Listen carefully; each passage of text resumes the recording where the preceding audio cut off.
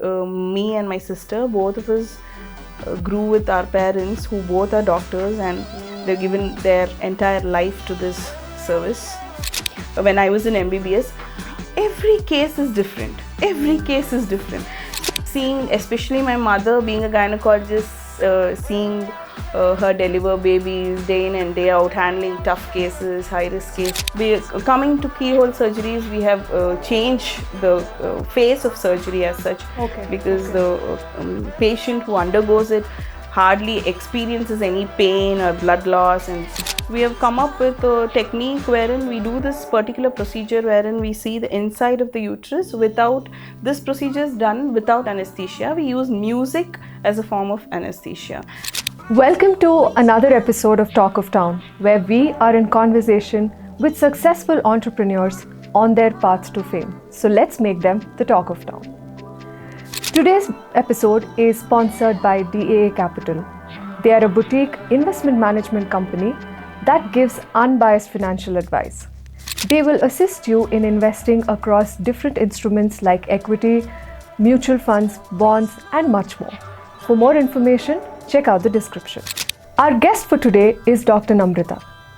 Her qualification runs almost 2 lines. She's done her MBBS, her MD, FIAGL, CIMP, and CGDM. She's the medical director at Namratha Hospitals. Their focus areas include gynec laparoscopy, fertility treatments, and high-risk pregnancies. So let us hear more from her about the story she has to share, her experiences, and her experience as an entrepreneur itself.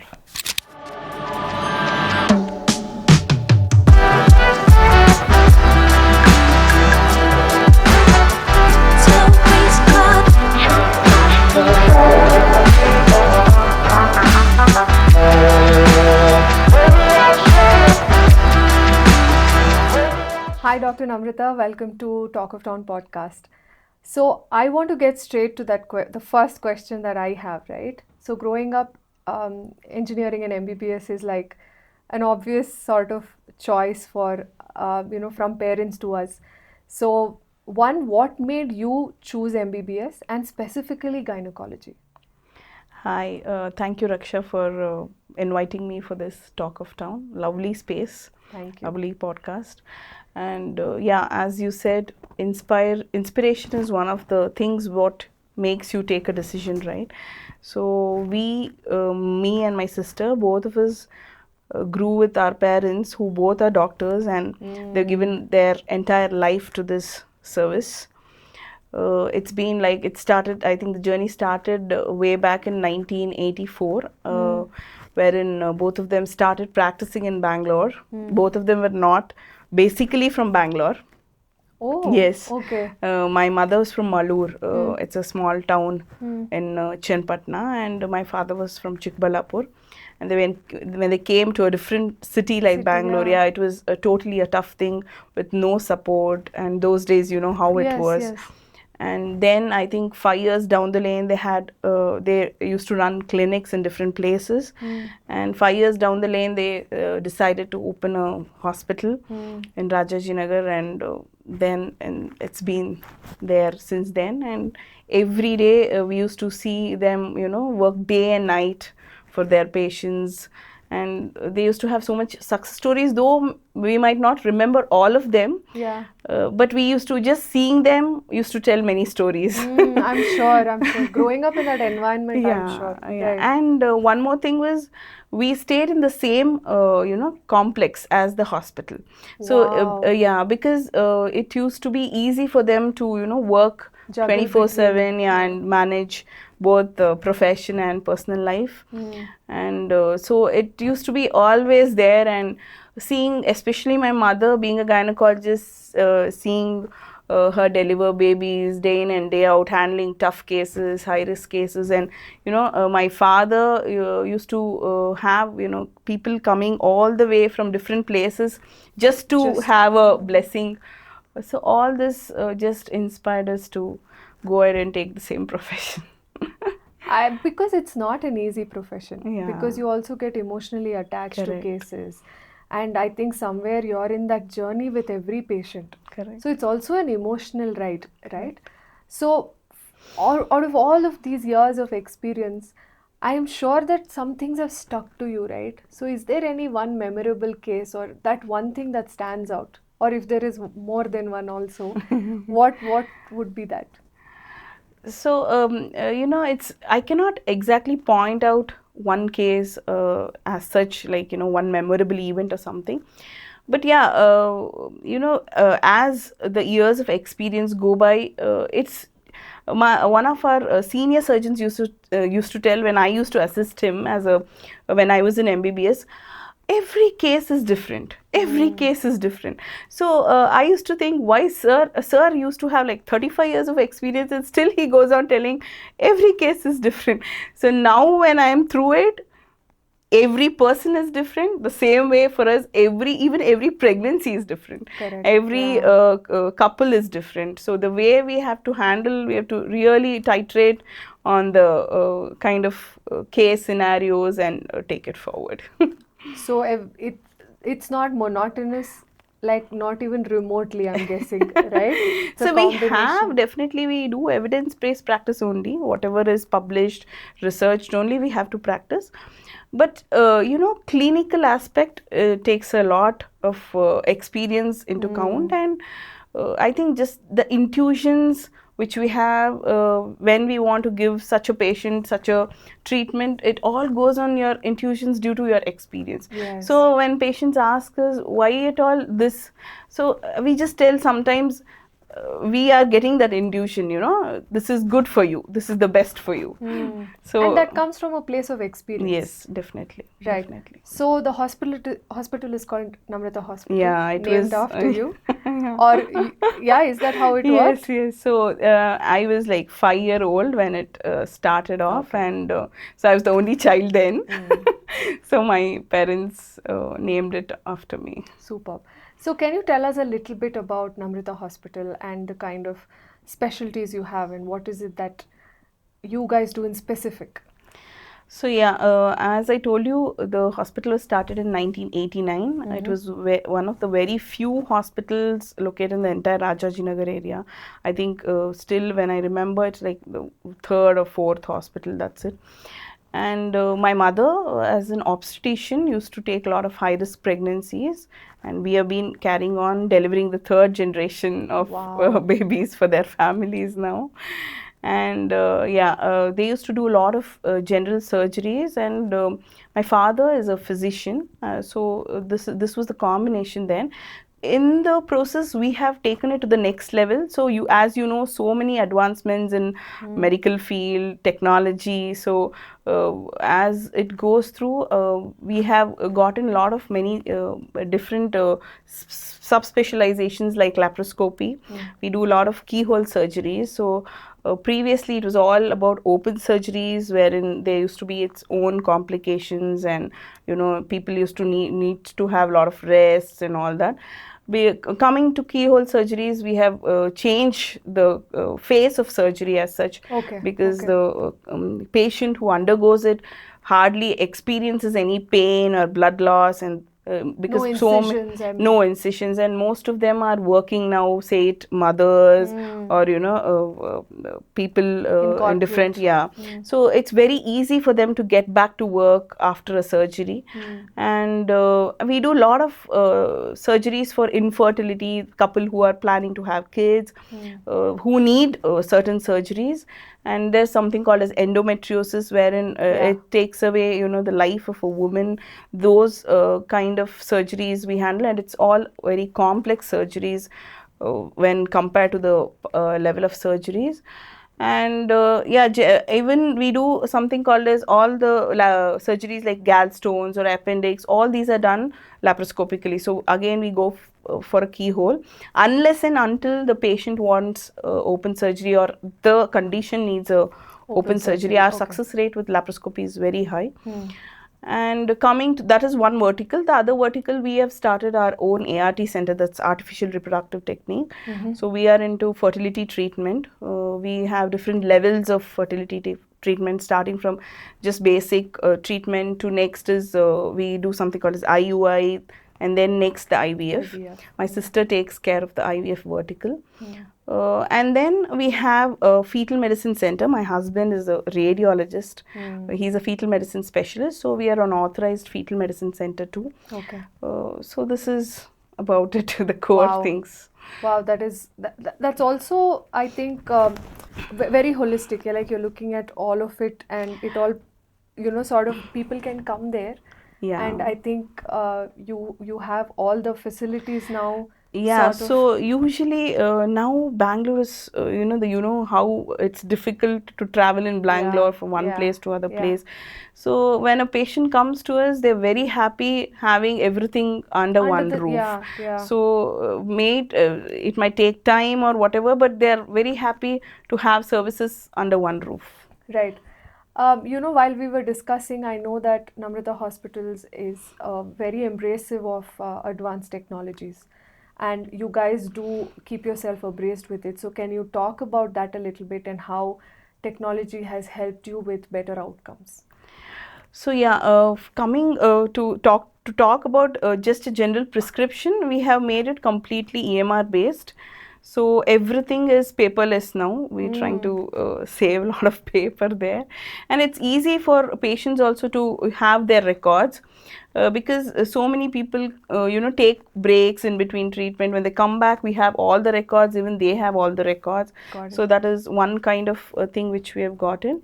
And coming to the medical aspect of it, yeah, so we are one of the pioneers of something called as office hysteroscopy. We have come up with a technique wherein we do this particular procedure wherein we see the inside of the uterus. Without this procedure is done without anesthesia. We use music as a form of anesthesia, and take care of the safety of patients. We have certain equipments too. This it's actually a daycare procedure wherein the patient sees their own surgery, feels it, and they're quite happy, and they know what is going on there, and half an hour later they go back to work. That's why it's called as office, so that they come to hospital, go back to their offices on the same day. Oh wow. Okay. And I'm sure that this is a very dynamic thing. Like there is advancement and upgrades happening as we speak, I'm guessing. So how do you stay updated with it? Yeah, so luckily, we have a lot of conferences in our fraternity. We get to talk in different levels, like national conferences, international conferences, and we organize as a hospital, as an organization. We try to organize small CMEs to doctors as well. So, and we give online, as you know, COVID, there was all online, so and it's easy to kind of discuss things, and it's easy to plan things as well. So these are the kind of things wherein we can upgrade ourselves, and we keep publishing articles. So in the process we learn a lot of it. As you know, knowledge never is, there's no sky's the limit. So you go on reading, and every day there are new things coming up. As you have heard, diabetes, the kind of modernization has happened. The drugs which have come in, the same, I'm just giving an example. The same way, there are a lot of techniques which have taken forward. Say for IVF, previously there used to be IVF, we used to have certain kind of niche thing, like you cannot go beyond this. But now because of the advancement in technology, definitely there are few things which made us do for help the couples, which they never even thought they could undergo. Yeah, because I think there is still a lot of especially for people who are not aware, right? Yeah. Immediately, if there is a small complication, families are worried that they cannot conceive. So, coming to the next question, now PCOD, PCOS, endometriosis is becoming a commonplace sort of disease, if I may. Can I call it a disease? Yeah, see, again, if you call it as a disease, it's a taboo. I'm having a disease, so it makes the person feel something that something is lacking, or their body is not normal. So it carries all the way through the life. So we tell them, for example, as you were telling PCOS or PCOD, it's become so common, like how diabetes, the incidence of diabetes or hypertension has increased. Say for hypothyroidism, so many we diagnose subclinical hypothyroidism. They don't even have any symptoms, but when you just screen them, we see it in blood reports. Yeah, but they need treatment. But so that's by chance, right? That's by chance. Till one level they might not show up. Okay, it may show in a later stage. Yeah, so until and unless a level is reached, the body is trying to hang on, it's trying to compensate for whatever it is. But beyond a level, it just gives up. So there are methods to detect early hypothyroidism. So the same way, there are a lot of things which have taken this one. And as we were discussing about PCOD, as I have practiced, so the last 5 years, you can say post, it might not be because of COVID or anything, but post COVID, if the ratio was like, say 3:8, 3:10, now the incidence has gone as high as 6:7:10. That is the higher incidence of the metabolic disorders we are seeing in Indian population. This might be because of westernization, people, the food habits, the lifestyle, the stress we are undergoing, the man-made race, what I call it. Correct. So all these have taken a big toll on our health. Yeah. Now, when that is diagnosed, can women still think of having kids? Definitely. This is one thing which, so I had, to give an example, I had a patient recently who came to me wanting to conceive, but didn't know what was her problem. So I told, you have PCOD. So then she's gone back, Google, and then when she came back, she's like, there are a lot of articles telling that a patient with PCOD cannot conceive. That's a real myth. Because that's the first thing that comes up on that search also, no? Yeah. So definitely not. So as we have 5 fingers are not the same, we have a spectrum. In PCOS, again, there is a lot of spectrum. It might be just a mild form wherein just few lives, mainly we concentrate 50% of PCOD women. Even now I stress, lifestyle is the one which gives them the way. So just few changes in their lifestyle, food habits, give them a long distance relief. Yeah. And this is what they fail to understand. They fail PCOD. Okay, then we need to go for a higher level of treatment. It's just all there. It's just they have to change their kind of body habits or eating status or lifestyle or work pattern, everything.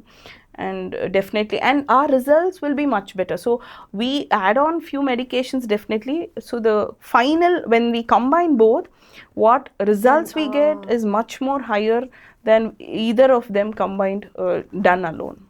So that brings me to the next question. Now, how can we educate parents of younger girls to avoid any such disorders in the future? How can lifestyle change, or what are some of the habits that young girls can be inculcated so that we can avoid such disorders? That's a very good question, because when you tackle things at an early stage, the results are definitely better. This is what everybody knows.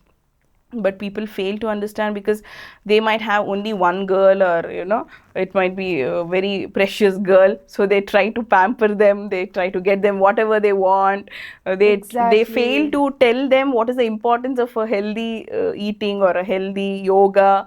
All these and protecting them from such things, I don't know. Gadgets are one of the huge disasters what we can have it in our medical life. Yeah. Okay. So it has its own, seeing gadgets, they should have certain limit, because as such, if there are papers which say something called as attention deficit disorders, or say metabolic syndromes, all these have double or triple just because of the contact with gadgets.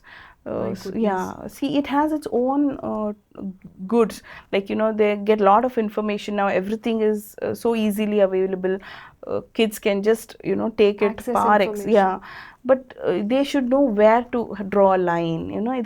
The parents also, it's easy for them, no, give a gadget, they know everything. engaged, Yeah, they're engaged. So yeah, as we were talking about lifestyle, they all these practices like yoga practices, daily workout for, say minimum of half an hour, or as kids we all used to love to play, right? Absolutely. Do you see any kids playing on road now? No. We used to love, as summer vacations or winter vacations, we used to just run to We our used to not be at home. Yeah, so now we need to pull out kids and tell, please go and play. So that is the condition. So they have to tell how these things will definitely take them as a healthy adult.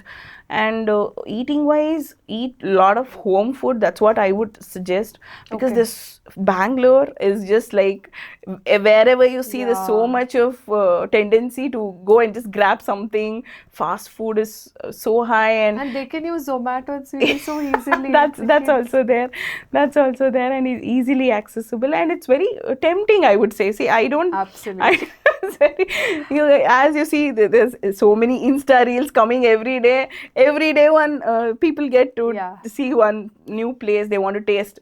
So all these, there should be a line which has to be drawn. There should be some kind of, once a month or twice a month, not more. That effort should be put by parents. By the parents. Yeah, and they should tell what are the implications of having such a food in a later date and all that. And family history. Again, people with family history of diabetes, hypertension, hypothyroid, definitely they have a higher kind of risk compared to the normal population. So they should educate. Basically, I think that kind of education and receiving the education is what is lacking now.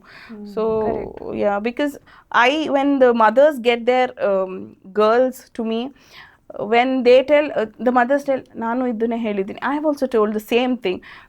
She still doesn't know why. So that there's a question mark. Why that gap? Exactly. Yeah.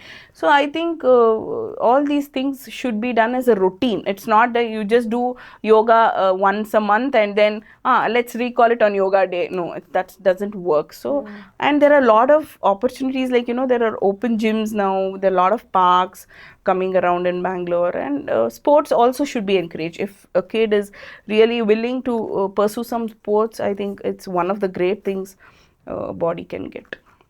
So I think lifestyle plays a massive role in that case. So inculcating these habits early on can be great. Yes, and one more thing I want to add is smoking and drinking. Now I think, as all of us know, it's introduced very early in lives. We see a lot of youngsters doing this. Smoking is one thing which has to be kind of made a strict rule. Yeah, it's not only about lung cancer or anything. Every cell in our body is infected with this toxin. So there should be a lot of education, and I think it can be done in colleges as a direct, they can have a counseling session. People who are trying to explore things can be spoken directly, and given a lot of guidance on this. So that has to be taken care of. Yeah, basically it's that lifestyle and that mindset shift of wanting to be healthy. So they want to be cool, yeah, all that. I think it's cooler to be healthy. Yes, it's very cool to be healthy, and it's difficult. It's difficult. It is, yeah. That brings me to the next question. Now, with so much on social media, there is awareness that has come about. People are getting vocal about infertility or reproductive issues. There are actresses who have come out and spoken about it. But for you as a doctor, have you seen a shift in the way families or couples are looking at infertility? Has it become easier for them to come and approach you? So again, we cannot generalize this, because there are certain set of couples who accept it. Okay, let's go for this, let's talk it about with the doctor, let's not kind of have that taboo and all that. So that set of clientele is still there, but we are seeing a lot of infertility issues in IT sector, especially so the IT sector. Towards IT. Yeah, and it's at a younger age. So as such, now the marriage, the age for the marriage has increased, because people want to kind of take their own time, get married about 30. All that is accepted, but still in those couples, when we screen, we are shocked to see certain reports, and it's very difficult for us to explain what's the cause. There's absolutely no cause, because there's the couples which turn out to be like this, they're quite normal in their weight, or they don't have any metabolic disorders or anything, but still there is some problem. So again, I would say it goes back to the use of gadgets or using laptop on their labs. Yeah, that is one thing. So we have come up with a very new device called Lab Safe, wherein it has a screen. It has a silver kind of screen. Then the material used, it kind of cuts off 95% of the radiation which falls on the body. So these are the things, and there are a lot of things like this in day-to-day use. Even what we have a earphone which we use, you see everybody in metro, everyone uses. So that again, the radiation, that has so much of exposure to radiation. So there are gadgets which cut the radiation, and 95% screening happens. So these are very minor changes, but people don't know how to get it into their practical life. So this is how it is. And definitely there are again the other set of couples who are still wanting to, that natural pregnancy should happen. Natural pregnancy should happen.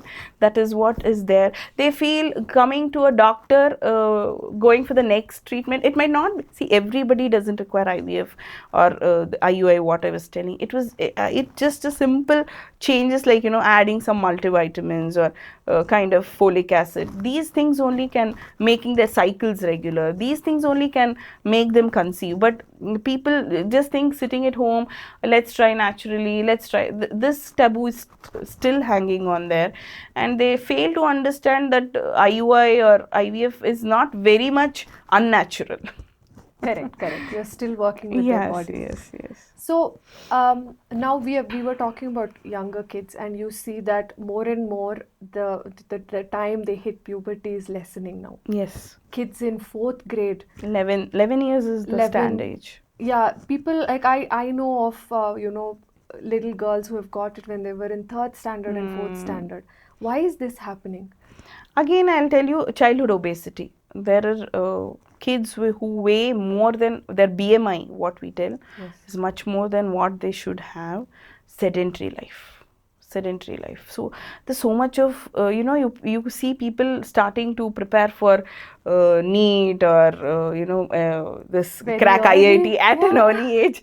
They have longer hours of tuitions apart from school. Where's the time for the kid to go and play or take? When they will have that half an hour time, they would just want to browse and see a movie or something and finish it off. So where's the time to get physically active? There's no time. It's like packed. When I just hear a kid's schedule, it's like the child gets up at 6 and they have to travel for the tuition. It starts at around 7, then they go to school directly, then they come back. By the time they come back at 6, and they have to do the homework, and they have to finish the day. Yes. So it answers all.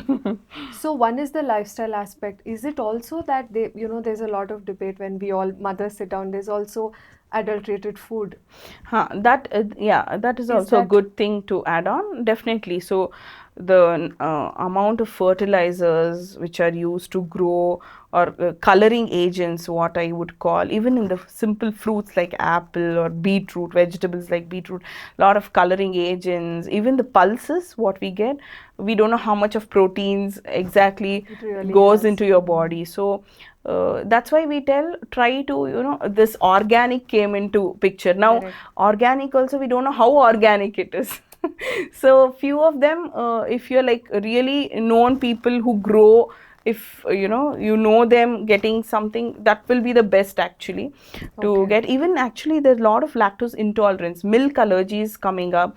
So there is again organic farming there involved. So I would suggest, whatever you eat, try to now make it clean the entire like when you consume vegetables or fruits, try to clean the entire surface, because the whatever fertilizers which we can wash off, at least at that level we can do.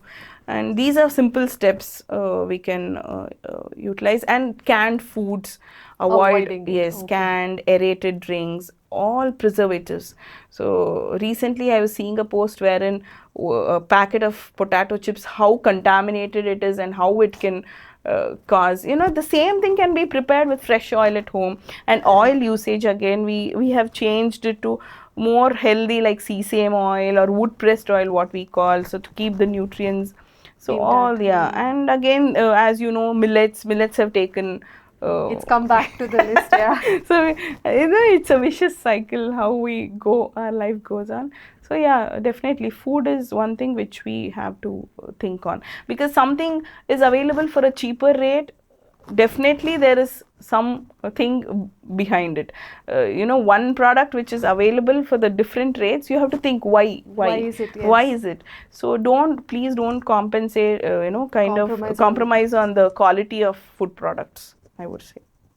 I think if we just watch what we eat every day, just micromanage it, I think we'll lead better lives. Yeah. So now just shifting the focus a little bit from a business standpoint. I know Namratha Hospitals was started by your parents and now you have taken over. Now, what are some of the changes you have brought about from a business side? So yeah, what we have done is we have made it a standalone center for a girl. So it's like from birth to death, we are able to handle under one roof for all ladies or Okay. girls. This is what we have gotten. And as I told you, we have introduced infertility clinics which were not there previously. And we have a level 1 ART lab, and it's a fetal medicine center as well. So there are a lot of interventions when the baby is in the womb we can do, because that has to be authorized under a panel. Okay. So, and it is NABH accredited center too. It's Manyata certified. So there are a lot of certifications which we have to get in. So these are the things which we have done. And we have tied up with different centers for our laparoscopy and ART centers. Like, we may have our OPDs in different places. It might not be Rajajinagar. We have it in different areas. Maybe it is a 5 kilometer, 7 kilometer radius wherein Okay. we want to tie up for laparoscopy and ART services. Got it. So, I just believe that the technological advancements that you are able to offer at Namratha Hospital, that could prove a little bit expensive for treatments when they come in. So how do you manage that? Because you cannot make it extremely expensive, but you cannot forego the benefits that technology gives you. Correct. So while cost effectiveness is important, technology is important. So how do you maintain that balance from a business standpoint? So from the beginning, it's been a very pocket friendly hospital for its patients, and we have carried it on. We have certain kind of packages for patients who really are in need of it. So there are we can customize it according to the kind of treatment or the situation needs. And definitely we have that kind of, it's like, that's why our tagline is home away from home. So we Wonderful. always take in from the patient's perspective. Definitely health treatment, medical treatment is a huge thing for as doctors we don't realize, but when we become patients we realize like how it is going to affect us financially. So yeah, so we have multiple insurance coverage. We have cashless facilities as well. Okay. We are empaneled for around 40 plus insurance facilities so that they can avail it too. Wonderful. So for someone who's completed their education or who are already practicing, what is your advice if they have ideas of setting up their own clinics or hospitals? What is that advice you would give them in terms of, would you say go for it and start it, or what is your take? So I would definitely suggest them to be in par first of all with the flow. see, it's not a easy ball game to set up a hospital or manage a show in Bangalore, because it's too overcrowded, I feel, and the competition is too much. Definitely, if there is a vision and there is perseverance, it will happen. The thing is, experience, take a lot of experience from the seniors, work a couple of years with seniors, and you get to know how the system works. Okay. And side by side start, it should be a stepwise level kind of business Okay. inculcated. It should not be just open a boom and start off. It doesn't work like that. The name, I was telling one of my friends, so in gynecology especially, the gray hair matters a lot. People trust someone with a, yeah, I So, can imagine. so in gynecology, but it's not the same in other specialties. So it should always be a stepwise level, and work with seniors, try to upgrade as and when things come in, and slowly you can start the private practice. So if there is a lot of support from the family, make partnerships. So there are a lot of young entrepreneurs you're seeing now, and they're all very joshed up, and it's nice to see it. So have good kind of collaboration with different people, and go ahead. Superb. Now, after your stint with Namratha Hospital, now you've worked, you've been there for quite a while. So what are the 3 do's and 3 don'ts of starting a hospital, specifically in gynecology? Okay, so let me talk about do's first. So yeah, running a hospital from gynecology perspective of view, definitely have a team, so that it just eases your stress out. Got it. In my case, I have my sister, my mother, and couple of others. So it just, and have a good team, like as such, the staff nurses well trained, so which again kind of gives a very good impression for the patient from treatment point of view. Okay. And just try to balance your professional life and personal life, because that's one thing we forget to do sometimes, especially when you're owning a hospital and running it 24/7. You need to be on your tenterhooks, and definitely give your full kind of services to the people, and you'll definitely get back it. Don'ts, I would suggest, there's actually no particular don'ts, but people who are starting new, definitely take some time.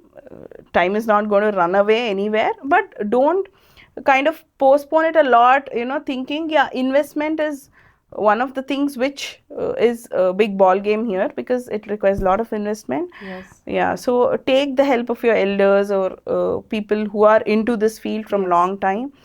Don't just venture it all alone, and don't kind of be alone in the practice. Involve many people, and you get the visibility right away, and don't restrict yourself for such a thing. So if there are opportunities coming your way, for now example, we have a lot of medical tourism going on. We have doctors from India are wanted abroad. So all those opportunities, if at all they're coming in, just don't shed them away, and utilize it. Right. I think also in your path, there is one is service, another is profit making. And I think you're always torn between the two, right? It must be really difficult in that sense. So how has it been so far for you in that respect? So sometimes we can just not think about it. It's when the patient is there and the patient is wincing with pain, or they are in so much sorrow, it's just that which has to be relieved. We don't think of anything else. And they come with so much of trust to us.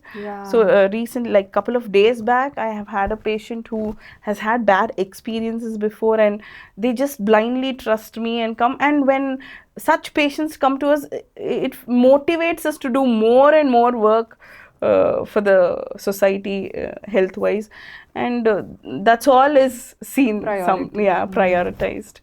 So that's how we have to balance it. Nice. So one last thing before we wrap this up, what is your one big learning as an entrepreneur in the medical field that you have it stands out in your career? That one big learning. So For me, I think my family is a big support without whom I couldn't come all this long. Especially my parents, my husband, my entire family, because we are a family of doctors. It's much easier, and I think it just you allow yourself to fly. You sky's the limit. That's it.